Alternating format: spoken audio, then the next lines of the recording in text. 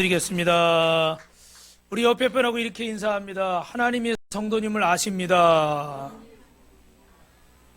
하나님이 성도님을 아시고요. 오늘 여러분이 이 자리에 오신 것을 하나님이 기뻐하시는 줄로 믿습니다. 특별히 여러분을 선택해서 부르셨는데 내가 그분을 모를 때도 그분은 나를 아신대요. 그래서 오늘 여러분을 불러주셔서 오늘 이 자리에 있게 하신 줄 믿습니다. 여러분, 우리는 지금 이 시대를 격변의 시대라고 그래요.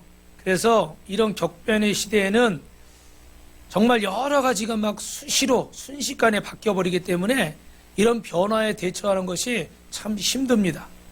그런데 여러분, 우리가 가장 위험한 것은 날마다 변하는 이 시대가 아니라 더 중요한 것은 지난 사고방식을 버리지 못하는 우리의 생각에 있는 거예요.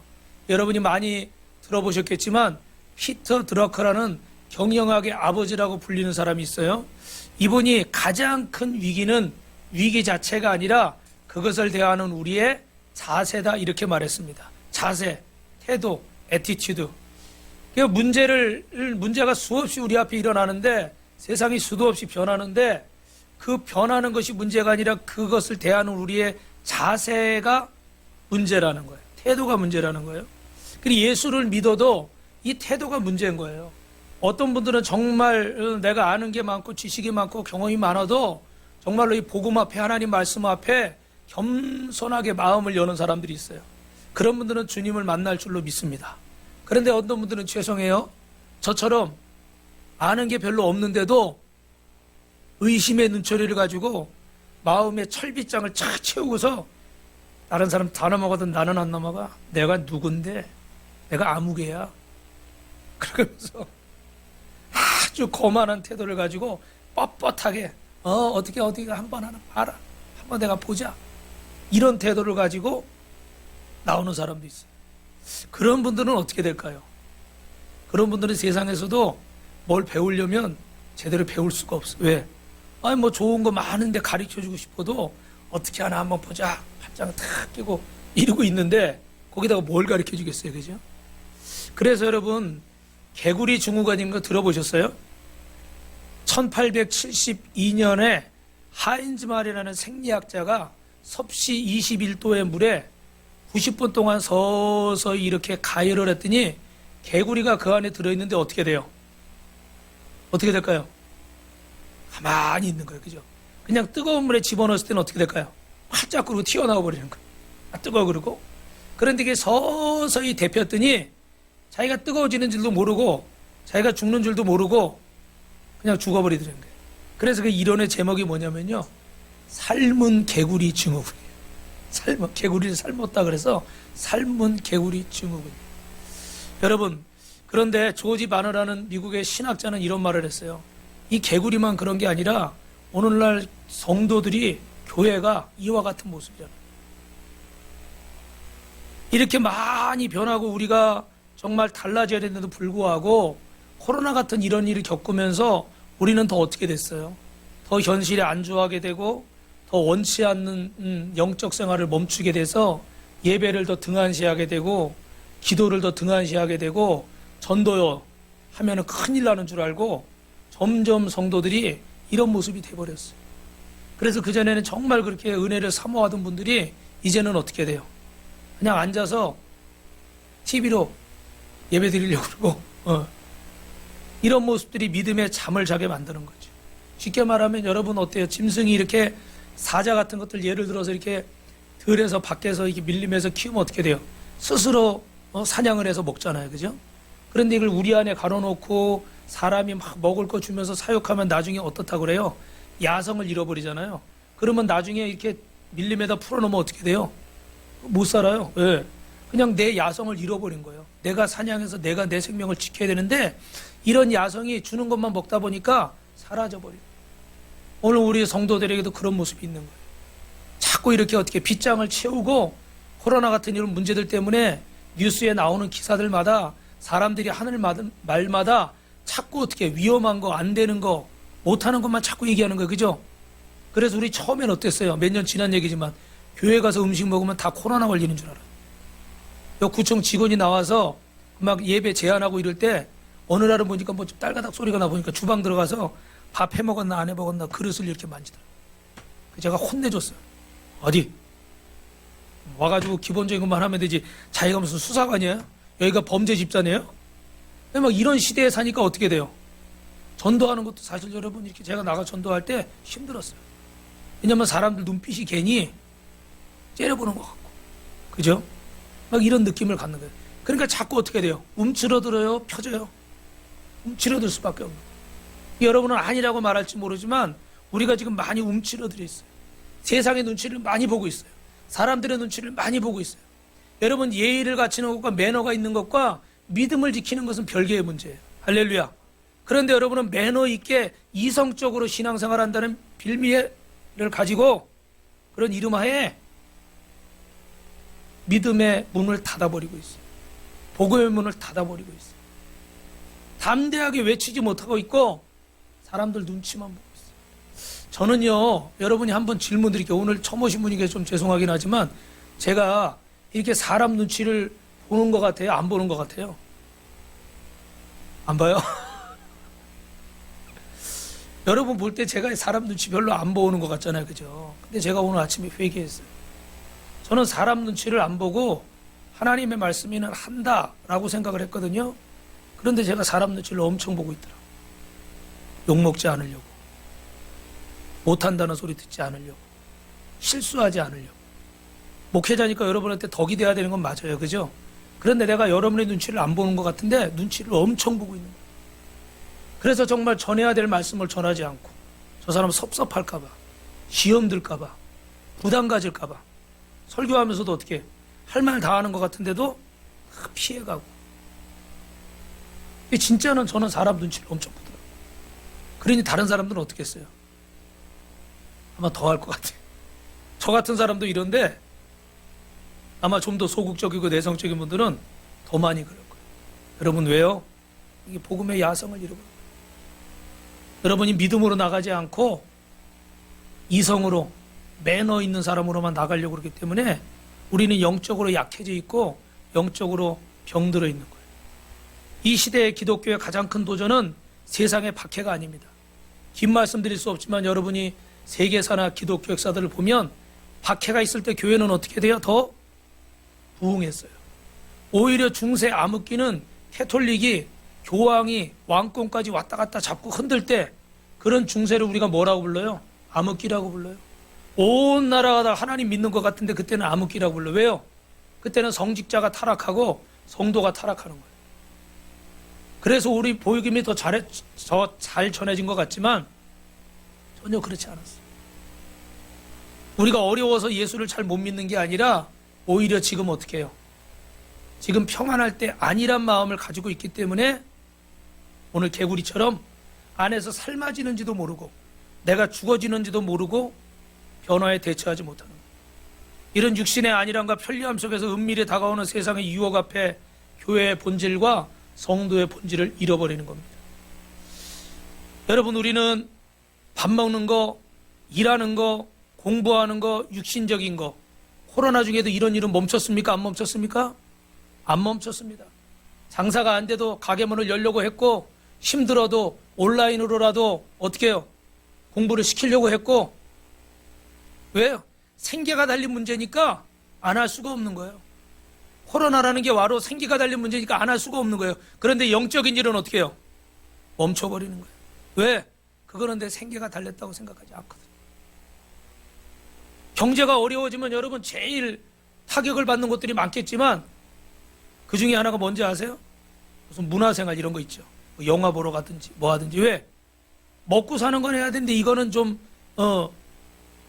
부차적인 문제라 생각하는 거예요. 그러니까 제일 먼저 이런 것부터 정리하는 거예요. 여러분에게 있어서 믿음이 신앙생활이 부차적인 거예요. 1순위에 있는 게 아니라 2순위, 3순위, 5순위, 6순위 밀려서 생계를 위해서 모든 걸 다 하면서 하나님을 믿는 것에는 등한시하는 거예요.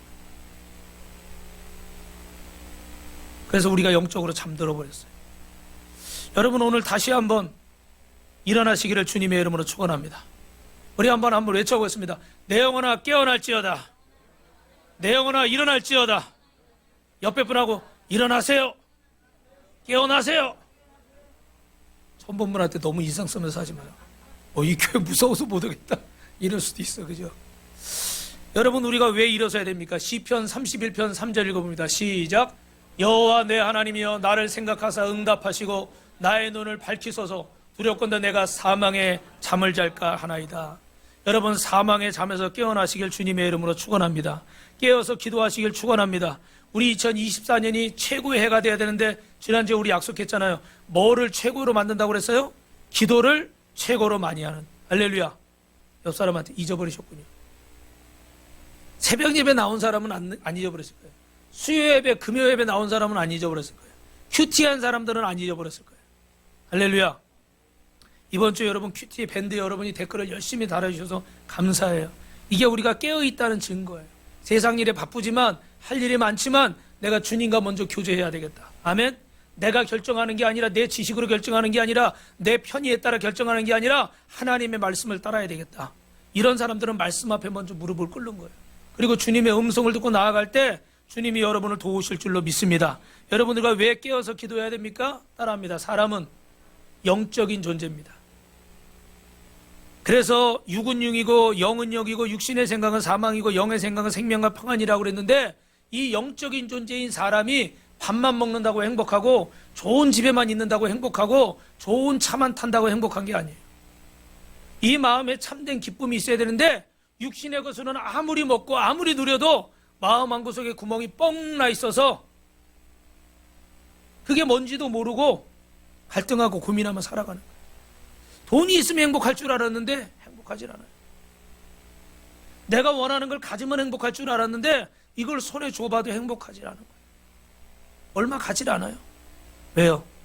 우리 마음에 주님이 들어오셔야 될 자리가 있는데 그 자리에 주님이 안 계시고, 어떤 여기 분들은 한참 지금 일하고 자식 키워야 되고 막 뭐 이렇게 직장 생활해야 되는 분도 있고, 어떤 분들은 이제 어느 정도 자녀들 다 키워서 장성에게 알아서 다 밥벌이들 하니까 이제는 그냥 나만 먹고 건강하면 몸만 안 아프면 좋겠다, 이런 생각 하시는 연령에 계신 분들이 계시고요. 그죠? 그런데 어떻게 해요? 자식들만 다 키워놓고 뭐 학교 보내고 시집장가 보내고 그러면 나머지 연금 가지고 나머지 어떤 저축한 거 가지고 내가 어떻게 해서 그냥 이렇게 노후에 이렇게 살면 되겠지, 이러고 생각을 하는데 다른 근심 걱정이 사라졌어도, 당장 눈앞에 이런 문제들이 사라졌어도 그 마음 한구석은 어떻게 돼요? 허전한 거예요. 뭐 골프도 치러 다닐 수 있고 여행도 다닐 수 있고 원하는 거 백화점에서 쇼핑도 할 수 있고, 그러나 내 마음 한구석에 이 빈 것은 채워지지 않는 거예요. 남편이 없어서 그런가? 아내가 없어서 그런가? 자식이 없어서 그런가? 채워봐도 온전히 채워지지 않는 거예요. 여러분, 사람은 영적인 존재예요. 1000년을 살아도 10,000년을 살아도 육신의 것으로만은 행복할 수가 없는 거예요. 이 육신의 안일함에서 우리가 벗어나려면 어떻게 해야 될까요? 오늘 성경은 뭐라고 얘기하고 있습니까? 마태복음 11장 12절에 세례 요한의 때부터 지금까지 천국은 침노를 당하나니. 여러분 잘 들어보세요. 침노라는 자는 무슨 말이냐면 남의 나라를 불법으로 뺏거나 아니면 어떤 사람을 가서 귀찮게 성가시게 해가지고 막 뭐 달라고 그러고 도와달라고 막 그래서 손해를 끼치는 거예요. 사실은 그렇게 좋은 단어 같지가 않죠. 그죠? 근데 천국은 침노하는 자의 것이래요. 빼앗는 자의 것이래요. 앉아서 이 배 벌리고 다 알아서 해주겠지, 그래서 되는 게 아니라는 거예요. 하나님이 약속의 땅 가나안을 주셨으면 그 땅을 어떻게 해야 돼요? 정복해 들어가야 돼요. 그 땅의 원수들을 물리치고 그 땅을 차지해야 되는 거예요. 믿으시면 아멘. 그런데 우리는 어떻게 해요? 침노하지 않고 있어요. 나를 간절히 찾는 자가 나를 만날 것이고 눈물을 흘리며 씨를 뿌린 자가 기쁨으로 단을 거둘 것이라고 그랬는데 거둘 게 없어요. 왜요? 뿌린 게 없으니까. 눈물을 심지 않고 땀을 심지 않았기 때문에 거둘 게 없어요. 그렇게 신앙생활하면서 왜 하나님은 내게 응답하지 않느냐? 나 열심히 살았는데. 영적인 세계는 침노를 당하는 것입니다. 오죽하면 주님께서 어떻게 돼요? 침노하라고 그러셨어요. 사모하라는 거예요. 간절히 원하라는 거예요. 빼앗을 정도의 마음을 가지고 달려들라는 거예요. 할렐루야. 세상에서 돈 버는 것만, 세상에서 출세하는 것만, 세상에서 자식 좋은 대학 보내는 것만, 눈에 불을 킬 것이 아니라 저 싼 물건 뺏길까 봐 얼른 달려가서 이거 빨리 내가 이런 데만 불을 킬 것이 아니라 하나님 앞에 하나님 만나는데 우리 영혼을 위해서 우리 구원을 위해서 눈에 불을 켜고 달려들라는 거예요. 이거 내가 뺏기면 안 되지. 오늘 놓치면 안 되지. 이번 기회 놓치면 안 되지. 봐요, 지금도 아멘 하는 게 영 시원찮아. 다시 한번요. 오늘 놓치면 안 되지. 이거 뺏기면 안 되지. 우리 두 손 들고 기도한 장석준 집사님하고 사모님만 그렇게 될지어다 라고 말하면 다른 분들이 섭섭하니까 한 번만 기회를 더 드릴게요. 오늘 놓치면 안 되지. 이거 내가 차지해야지. 할렐루야. 여러분, 그런 마음이 있어야 돼요. 그런 사모하는 마음이 있고 그런 열정이 있어야 뭔가 발전이 있는 거지. 공부를 해도 내가 오늘 이번에 꼭 등수를 어떻게 올리리라, 내가 뭐 수학을 몇 점 맞으리라, 영어를 내가 어떻게 하리라, 할렐루야, 이런 마음이 있어야 성적이 나는 거지. 그냥 술에 술 탄 듯 물에 물 탄 듯 누가 그냥 성적 올려줘요? 안 올려줘. 천국은 침노를 당하는 것입니다. 그러면 우리가 주님을 위해서 이렇게 정말로 수고할 때 여러분 천국의 주인공이 될 줄로 믿습니다. 뭐 하라고요? 침노하려. 근데 침노할 때 뭐를 위해 침노해요? 따라합시다. 주를 위해 수고합시다. 주님을 위해 수고를 아끼지 않을 때 천국은 여러분의 것인 줄로 믿습니다. 믿으시면 아멘. 여러분, 그래서 왜 우리가 수고를 아끼지 말아야 될까요? 첫 번째는 여러분, 우리가 하나님의 자녀이기 때문입니다. 따라합니다. 죄송합니다. 우리가 하나님의 자녀이기 때문입니다. 할렐루야. 여러분, 여기 사진에 나오는 분은 존 칼빈이라는 분이에요. 종교 개혁을 하시고 장로교, 프레스비안 장로교라는 걸 처음 이렇게 만드신 분이에요. 뭐 종교 개혁자들이 찌빙글리나 마틴 루터나 여러 사람들이 있지만 이분이 예정론이라는 걸 주장했어요. 여러분 많이 들어보셨을 거예요. 그죠?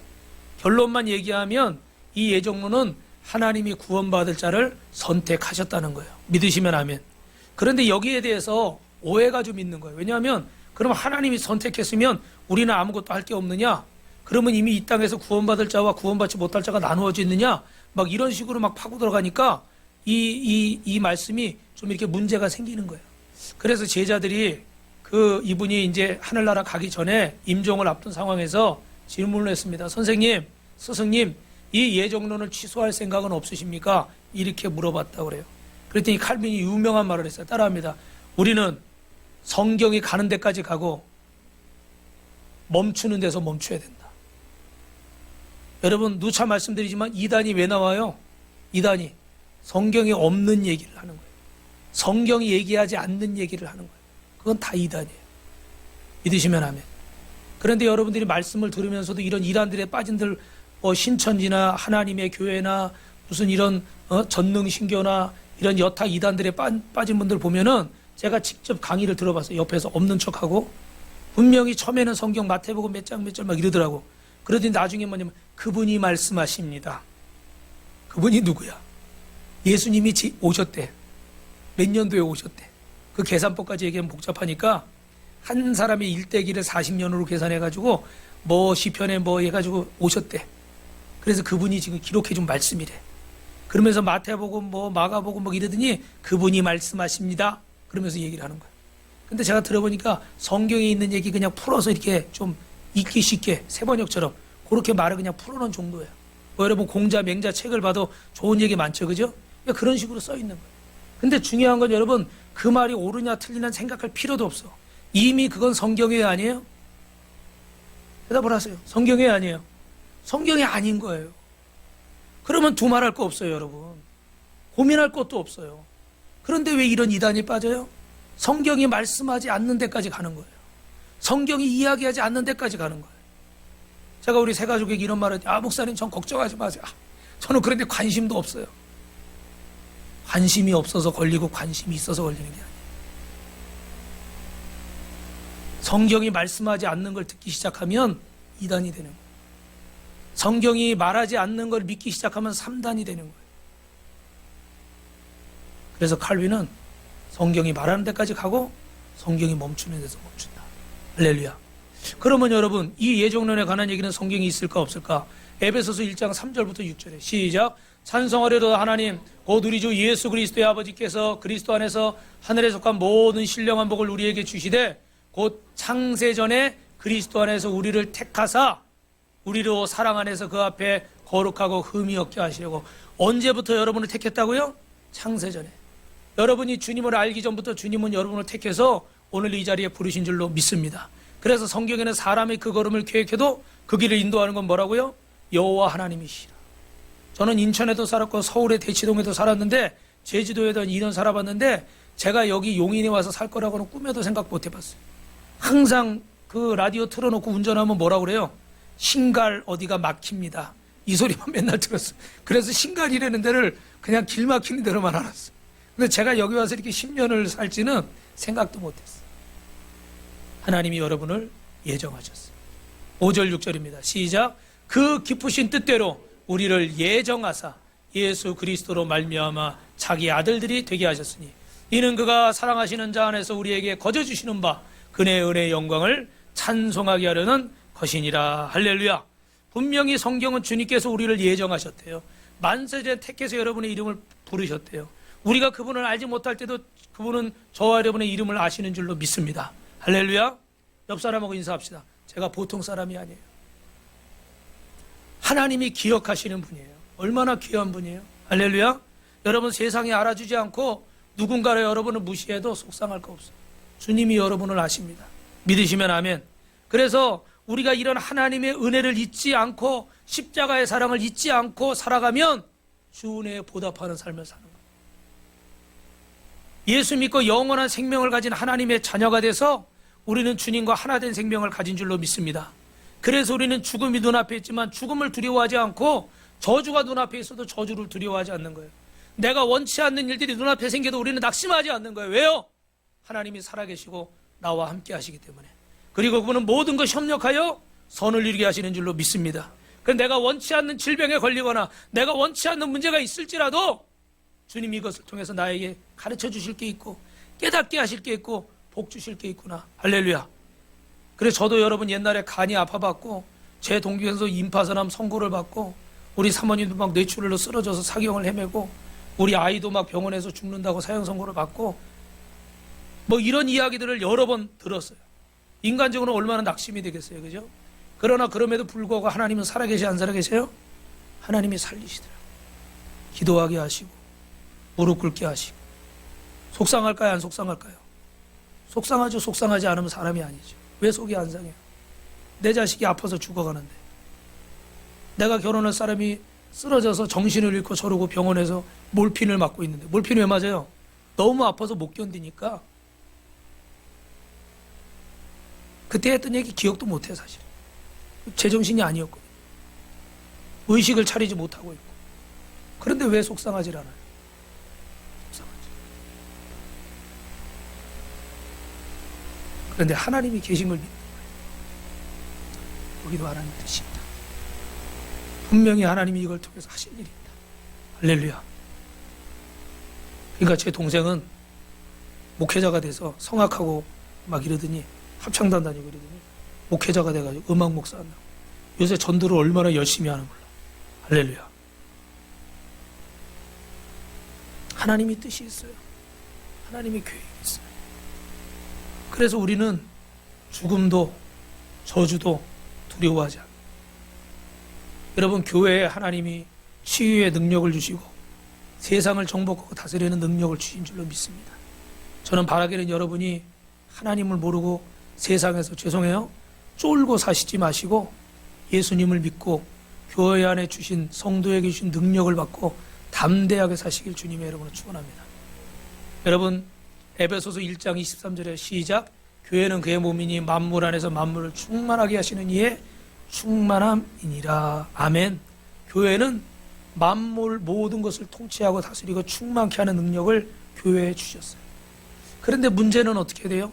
교회가 아까 말씀드린 것처럼 정체성을 잃어버리고 세상에 눌려가지고 눈치 보며 살고 있어요. 담대하게 나가서 복음을 전하는 게 아니라 눈치를 보고 있어요.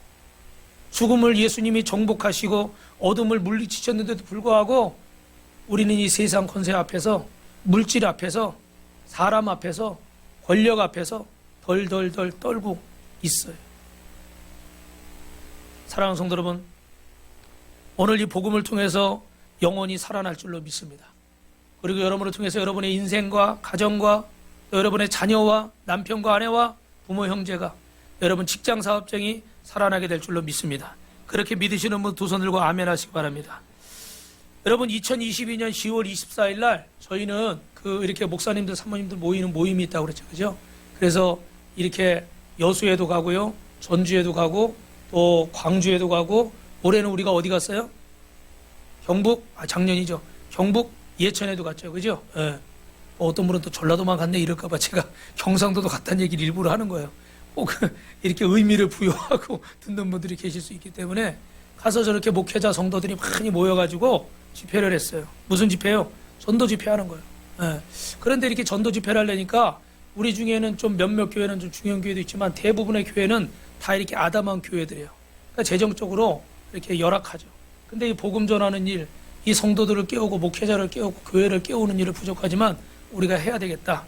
그래서 이렇게 하다 보니까 주의 일을 해야 되는데 여러분 필요한 게 있어요, 없어요? 필요하죠, 그죠? 그래서 이렇게 하다 보니까 제가 또 중요한 책임을 맡고 있는데 이렇게 마음에 헌신을 하고 싶은데 저도 빠듯하게 사는지라 우리 하나님은 부자예요. 저도 부자고 근데 필요할 때만 주시기 때문에 그래서 이 마음에 뭐는 오지만 어떤 부분들이 참 안 되는 거예요. 그런데 우리 사모님하고 의논을 하다가 우리가 먼저 본을 보십시다. 그래가지고 딱 결단을 해서 헌신을 했어요. 그리고 딱 했는데 여러분 그러고 나서 그 다음 날인가 다음 날 새벽 예배 나오시는 권사님이 다리 수술을 하셔서 다쳐가지고 한 6개월 이상을 새벽 예배를 못 나왔어요. 그런데 그분이 갑자기 나오신 거예요. 얼마나 반가운지. 할렐루야 아멘. 그런데 더 반가운 건 뭐냐면 이분이 매달 하나님 앞에 헌신에 작정하는 게 있었어요. 근데 6개월 동안 못 오니까 못 하신 거야. 그래가지고 오시자마자 요 강대상에 새벽에 봉투를 딱 갖다 놓으시더라고요. 제가 얼마나 좋아했겠어요. 웃으시라고 그러고. 근데 너무 감사한데 더 놀라운 건 뭐냐면 우리가 헌신한 금액을 권사님이 정확히 갖다 채우셨어요. 우연의 일치일까요? 예수 안 믿는 사람은 우연이라 그래도 괜찮아요. 그러나 예수님을 믿는 분들은 하나님이 하셨구나. 하나님이 보고 계셨구나. 우리가 마음에 결정하고 순종하기로 하고 결단하고 나아갈 때 하나님이 체험을 주시더라. 그러니까 그런 체험을 하고 나니까 그 다음에 또 헌신을 하게 돼요, 안 하게 돼요? 또 하게 돼요. 또 심는 거예요. 할렐루야. 여러분 마태복음 10장 42절입니다. 시작. 또 누구든지 제자의 이름으로 이 작은 자를 하나에게 냉수 한 그릇이라도 주는 자는 내가 진실로 너에게 이르노니 그 사람이 결단코 상을 잃지 아니하리라. 할렐루야. 여러분 주님은 오늘 저와 여러분에게 말씀하십니다.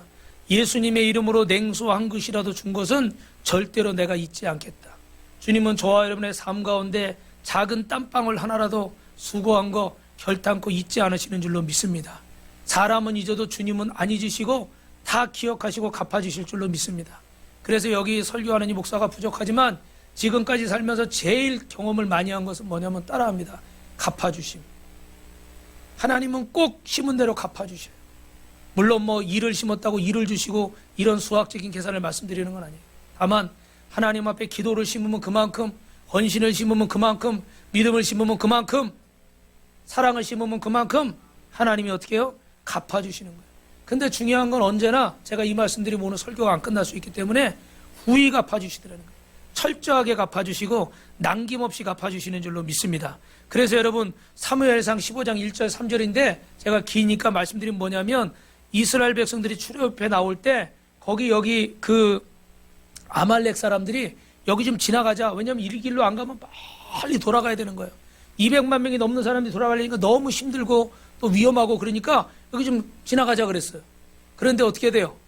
거절한 거야. 안 돼. 그래가지고 이스라엘 백성들이 고생을 많이 했어요. 근데 하나님이 이 일이 뭐냐면 500년이 지금 지난 얘기예요. 사무엘상 말씀하기 전에 500년이 지난 일인데 하나님이 이 일을 기억하고 가서 이 백성을 진멸하라는 거예요. 할렐루야. 따라합니다. 하나님은 철저하게 갚아주십니다. 그렇다고 이 말씀 듣고 미워하는 사람 두고 봐라, 이러지 마시고 하나님은 기억하신다는 말씀을 드리는 거예요. 이렇게 출애굽받은 이스라엘 백성들을 방해하던 500년 전의 사건까지도 하나님은 기억하셨다가 철저하게 갚아주시는 분이에요. 오늘 저와 여러분의 죄도 갚아주시는 줄로 믿습니다. 죽을 수밖에 없는 저와 여러분을 우리 예수님께서 고린도후서 5장 21절에 보니까 하나님은 죄를 알지도 못하신 이를 우리를 대신해 죄로 삼은 것은 우리가 그 안에서 하나님의 의가 되게 하려 하심이라. 할렐루야, 할렐루야. 우리를 죄를 갚아주시기 위해, 죄값을 치르시기 위해서 예수님이 십자가에서 우리를 위해 죽으신 줄로 믿습니다. 그래서 주님은 철저히 갚아주는데, 이 주님의 은혜를 위해서 우리가 수고하고 애써야 되는데, 그럼 구체적으로 어떻게 수고하고 애써야 될까? 따라하겠습니다. 영혼을 사랑해야 됩니다. 옆 사람하고 한번 인사합시다. 영혼을 사랑합시다. 여러분 잘 들으셔야 돼요. 주님이 가장 가치 있게 여기는 것이 뭐냐면 사람의 영혼입니다. 주님께서 소중히 여기는 것이 죄로 인해 죽어버린 영혼입니다. 여러분 고린도서 15장 55절부터 57절까지 한번 읽어볼까요? 시작. 사망아 너의 승리가 어디 있느냐? 사망아 너의 쏘는 것이 어디 있느냐? 사망에 쏘는 것은 죄요 죄의 권능은 율법이라. 우리 주 예수 그리스도로 말미암아 우리에게 승리를 주신 하나님께 감사하노라. 할렐루야. 천국은 침노하는 자에게 주신다고 그랬어요. 하나님은 어떤 분이십니까? 부족함이 없는 분이에요. 그분에게 금이 부족하겠습니까? 은이 부족하겠습니까? 돈이 부족하겠습니까? 이 모든 것을 만드신 분인데 뭐가 부족해서 우리에게 말씀하시겠어요? 그분에게 부족한 게 딱 하나가 있다면 하나님의 가슴에 배신의 칼을 꽂고 떠난 그 사람의 영혼인 거예요. 당신을 위해서 당신의 목숨을 내어주시기까지, 우리를 위해서 당신의 목숨을 내어주시기까지, 십자가에서 온갖 피를 쏟으시면서 죽으시기까지 우리를 사랑하셨는데, 그런 하나님의 사랑을 저버리고 배신의 칼을 꽂고 뛰쳐나가버린 탕자 같은 그 영혼들이 돌아오는 걸 주님이 가장 기뻐하시는 줄로 믿습니다. 근데 여러분, 하나님이 이 사람들을 마음대로 못해요. 왜 못하시냐면요, 자유의지를 주셨기 때문에. 인간에게 선택할 수 있는 자유의지. 오늘도 교회 올 것인가 말 것인가 여러분에게 자유의지를 주셨어요. 그죠? 선택할 수 있는. 근데 오늘 여러분은 하나님 앞에 예배하는 걸 선택했기 때문에 승리한 줄로 믿습니다. 옆에 분하고 인사하십니다. 훌륭하십니다. 이렇게 좀 따봉 좀 하시죠. 할렐루야. 예. 당연한 것 같지만 당연한 게 아닌 거예요. 그죠? 이렇게 하나님의 전에 나와 있는. 어떤 분은 또 이렇게 초대를 받고 초청을 받고 전도를 받고 또 오신 분도 있고. 이래서 얼마나 이 자리가 귀한 자리인지 모르겠어요. 여러분, 분명한 건 사람에게 선택할 수 있는 자유, 떠날 수도 있고 있을 수도 있는 자유를 주신 거예요. 그래서 우리가 주님을 따를 수도 있고 안 따를 수도 있는 거예요. 그런데 주님이 가장 바라고 원하고 가장 기다리는 것은 뭐예요? 그 영혼들이 주님 앞에 돌아오는 거예요. 우리가 수고하고 애써야 될 일이 뭡니까? 이렇게 주님에게 잃어버린 자, 주님께 잊혀진 자, 주님을 떠난 자들에게 복음을 전해서 그 영혼들을 주님 앞에 돌아오게 할 때 주님이 가장 기뻐하시는 줄로 믿습니다. 마지막으로 여러분, 그럼 우리는 이런 영혼을 위해서 수고해야 되는데 이 수고를 위해서는 어떻게 해야 될까? 마지막 세 번째 따라합니다. 참사랑은 대가를 지불해야 됩니다. 여러분 주보에 보시면 뒤에 있어요. 대가라고 쓰시면 돼요. 여러분 사랑해 보신 적 있습니까? 정현호 목사님 사랑해 본 적 있습니까? 왜 아멘을 하고 웃을까? 사랑하면 사랑하는 사람을 위해서 대가를 지불하는 거예요. 필요하면 돈도 쓰고 시간도 쓰고 희생하는 겁니다. 그래서 성경은 요한일서 3장 16절에 그가 우리를 위해 목숨을 버리셨으니 우리가 이로써 사랑을 알고 우리 형제를 위해 목숨을 버리는 것이 마땅하도다. 참된 사랑은 반드시 대가를 지불하고 희생을 치르게 돼 있어요. 남녀가 서로 만나서 사랑할 때도 대가를 지불하는 거예요. 희생하는 거예요. 부모가 자식을 낳아서 키울 때도 사랑하는 자녀를 위해서 대가를 지불하고 희생하는 거예요. 그런 대가와 희생이 없었다면 우리 가정은 지켜질 수가 없는 거예요. 지금도 많은 사람들이 그 대가와 그 희생을 아까워하다가 결국은 내 인생 찾겠다고 내 자존심 지키겠다고 하다가 어떻게 돼요? 이 대가를 지불하지 못하고 희생을 치르다 말아버려서 어려움 가운데 고통 가운데 살게 되는 경우들이 많이 있어요. 억울한 거죠. 참는 게 억울하고 손해보는 게 억울하고 이렇게 내가 나이 먹는 게 억울한 거죠. 그래서 내 인생 찾고 싶은 거예요.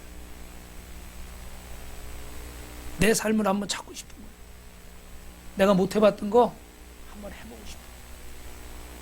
그건 좋아요. 근데 내 인생만 찾겠다고 다 나가면 손은 누가 키워? 여러분 너무 긴장하니까 제가 손은 누가 키워? 남편도 아내도 다 내 인생 찾겠다고 나오면 자식은 누가 키워? 자기만 살겠다고 그러면 식구들은 어떻게 먹고 살아? 그만하려나 봐. 이게 막 빠지네. 교회도 그래요, 여러분. 그죠? 나만 살겠다고 그러면 어떻게 해요? 교회는 누가 지켜요? 못 지키는 거예요. 그죠?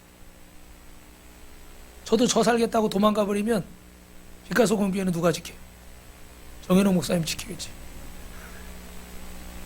그렇죠, 여러분. 여러분 잘 아시잖아요.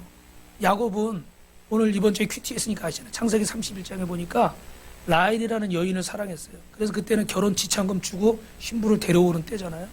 그래서 돈이 없으니까 7년 동안 내가 삼촌 집에서 일하겠다고. 그래서 약속을 했어요. 그죠? 근데 삼촌한테 속아가지고 언니를 첫날 밤에 돌려보내서 또 어떻게 돼요? 그 라헬과 결혼하려고 또 7년, 14년을.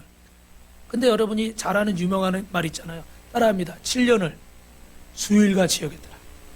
얼마나 사랑하면 7년이 수일, 7일처럼 여겨졌대요. 그런 사랑하시기 바랍니다. 아멘? 멋있잖아요. 근데 어떻게 돼요? 이 사랑을 얻으려니까 뭘 해야 돼요? 대가를 지불하는 거예요. 7년, 14년을 지불하고 희생해야 안 해요?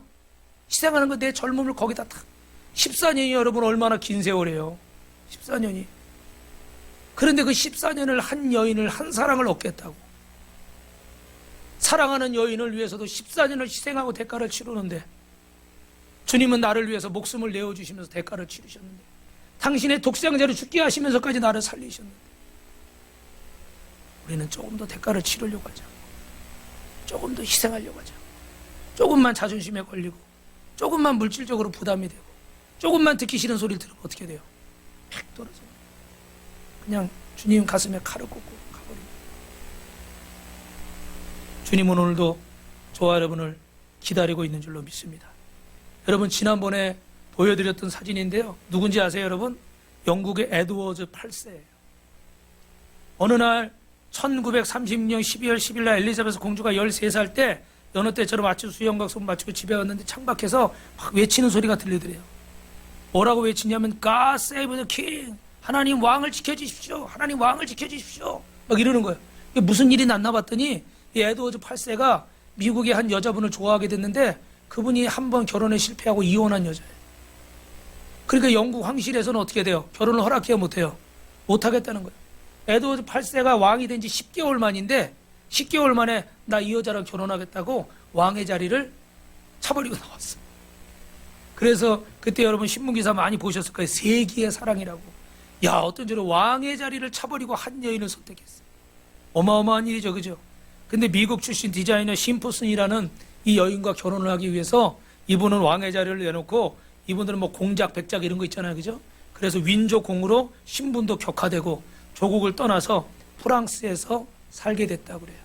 여러분, 참사랑은 반드시 대가를 지불하는 거예요. 참사랑은 어떤 희생도 감수하게 되는 줄로 믿습니다. 여러분이 사랑하는 남편이 있고 아내가 있고 자녀가 있고 부모가 형제가 있고 이웃가 있고 친구가 있다면 연인이 있다면 사랑하는 사람을 위해서 대가를 지불하시길 축원합니다. 그런데 여러분 먼저 그 전에 주님을 위해서 교회를 위해서 한 영혼을 위해서 그 주님이 기뻐하는 이유에서 여러분이 대가를 치를 수 있기를 희생할 수 있기를 주님의 이름으로 축원합니다. 그래서 요한복음 15장 13절에 보니까 뭐라고 되어 있어요? 사람이 친구를 위하여 자기 목숨을 버리면 이보다 더 큰 사랑이 없나니. 사랑 중에 큰 사랑이 여기 있는 거예요. 다른 사람을 위해서 희생하는 거예요. 희생하고 헌신하는 거. 근데 여러분 생명은 한 번밖에 드릴 수가 없는 거예요. 그런데 생명 말고 그러면 여러분에게 소중한 게 뭐가 있을까요? 돈, 자존심, 명예 이런 것들이 있겠죠. 그죠? 사람마다 조금 다를 수는 있겠지만 어떤 분은 돈이 더 중요하고 어떤 분은 자존심이 더 중요하고 어떤 분은 명예가 더 중요할 수 있어요. 근데 분명한 것은 이런 것들을 희생할 때 진정한 사랑이에요. 저건 예전에 제가 이렇게 그 시장에서 전도를 하는 건데 전도를 하다 보니까 어떻게 돼요? 그 물건 파시는 분한테 이 물건을 좀 사드리면서 복음을 전하고 3분만 달라고 그러니까 마음을 쉽게 여시더라고요. 근데 사지도 않으면서 장사하려고 앉아있는데 3분만 주실래요? 어떻게 할까요? 저리 가라고 쫓아버리지, 그죠? 그래서 제가 저 때 이렇게 수박하고 복숭아를 파시는데 수박을 큰 거 하나 사드렸어요. 그리고 옆에 아주머니 두 분이 있길래 아주머니 이렇게 복음을 잘 들으시더라고. 그래서 자꾸 고맙다고 복숭아도 사드렸어요. 할렐루야. 투자를 한 거예요. 그리고 또 수박을 하나 제가 사왔어. 엄청 맛있더라고. 여러분 어때요? 대가를 지불하고 희생하면 열매가 있는 거예요. 그런데 우리는 어떻게 돼요? 세상에 죄송합니다. 싸구려 사람. 그냥 젊은 사람들이 둘이 만나서 눈 바짝바짝 띄어가지고 순간 팍 튀었다가 그냥 식어버리는 그런 사랑은 영적인 사랑이 아니죠. 대가를 지불하지 않는 사람, 내 쾌락과 내 만족만을 위해서 사람을 만나려고 하는 사람, 이런 사랑은 영적인 사랑이 아니에요. 그런데 우리는 이런 사랑에 길들여져 있어가지고 주님 사랑하는 것도 대가 치르지 않고 희생하지 않고 손해보지 않고 부담 갖지 않고 그냥 나 가고 싶을 때, 나 하고 싶을 때, 나 오고 싶을 때 그냥 그렇게 하고 싶은 거예요. 여러분 그렇게 세상이 돌아가면 어떻게 되겠어요? 그런데 주님의 나라도 마찬가지예요. 왜 우리가 영혼을 위해서 수고해야 됩니까? 말씀을 마칩니다. 따라합니다. 영혼을 위해 수고한 우리에게 면류관이 있습니다. 그래서 여러분 빌립보서 4장 1절 말씀 우리 마지막으로 읽어봅니다. 시작. 그러므로 나의 사랑하고 사모하는 형제들, 나의 기쁨이요 면류관이요 사랑하는 자들아, 이와 같이 주 안에서 서라. 할렐루야. 여러분이 주님의 자랑이고 여러분이 주님의 면류관입니다. 믿으시면 아멘. 예수님이 다시 오실 때 내가 하나님 앞에서 받을 면류관이 바로 너희다. 빛과소금교회 성도들, 오늘 이 자리에 있는 분들, 내가 자랑할 것이 바로 너희다. 오늘 이 자리에 있는 저와 여러분 한 분 한 분이 주님의 자랑인 줄로 믿습니다.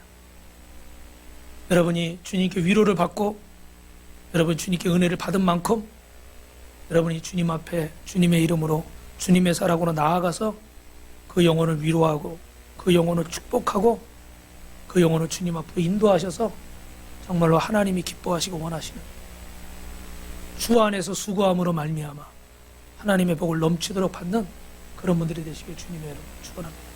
우리 옆 사람하고 이렇게 한번 인사하실까요? 주 안에서 수고합시다. 우리 말씀 기억합니다.